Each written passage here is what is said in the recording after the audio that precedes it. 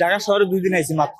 স্যারের কাছে অনুরোধ করতে যাওয়া সে আমাকে হাত তুলে দিছে। না, এইরকম কোন দৃশ্য আমার থেকে দৃষ্টিগোচর হয়নি। না, আমরা জানলে কিন্তু স্যার আমরা এই রুটে চলতাম না। আর আমি তো নতুন আইছি, আমি ঢাকা শহরে 2 দিন আইছি মাত্র, এই কারণে তো আমি জানি না। আর জানলে তো স্যারের কাছে তো অনুদান করতাম অনেকক্ষণ। স্যারের তো আমাদেরকে তো যাই না, এগুলা করেন যাই না, আপনারা এটা আছেন এটা এতদিন ধরে না স্যার, আজকে ধরা হয়েছে, আজকে ধরা হয়েছে, বুঝছো? এতদিন ধরে না, তারা তো সবসময় ধরবে, তারা তো হুটহাট করে তো অভিযান চালাবে। তো প্রতিদিন ধরবে। বলতে হবে না, এটা অটো বিএপের বন্ধ থাকবে।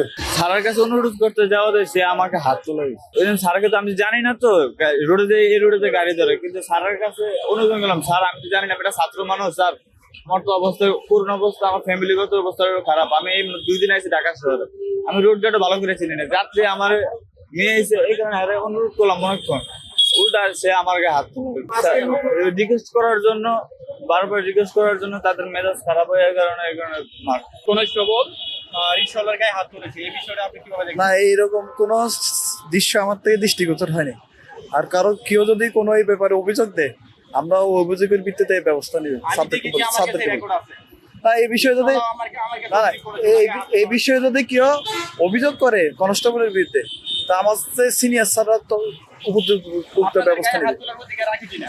এটা তো অবশ্যই রাখেন। জি, একটু আমাদের জানাবেন, আপনি যে ব্যথা পাওয়ার কারণটা কি? আপনার হাতে দেখলাম কয়েক জায়গায় একটু ব্যথা পেয়েছেন। ওই বিএপি রাস্তায় তো ব্যাটারি রিক্সা চলাচল নিষিদ্ধ। ওই আমরা যখন ব্যাটারি রিক্সা নিয়ন্ত্রণ করি অথবা গাড়ি ডাম্পিং এ পাঠানোর চেষ্টা করি, ওই ড্রাইভাররা তখন আমাদেরকে বিভিন্ন ধরনের শারীরিকভাবে বাধাগ্রস্ত করে। ওই হুড়াহুড়ির মধ্যে আমরা বেশিরভাগ সময় আঘাতপ্রাপ্ত হই।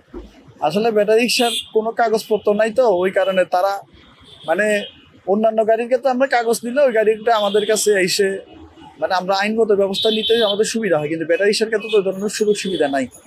যার কারণে ওই ড্রাইভাররা আমাদেরকে বিভিন্ন ধরনের বাধাগ্রস্ত করে, ওই আমরা বিভিন্ন সময় আঘাতপ্রাপ্ত হই। এটা সবসময় স্বাভাবিকভাবে হয়ে থাকে।